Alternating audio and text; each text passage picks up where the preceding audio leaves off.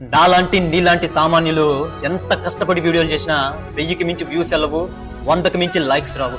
అదే సెలబ్రిటీల పిల్లలో ఊరికే వచ్చేట్లా నిలబడిన మిలియన్స్ లో వ్యూస్, లక్షల్లో లైక్స్ వస్తాయి.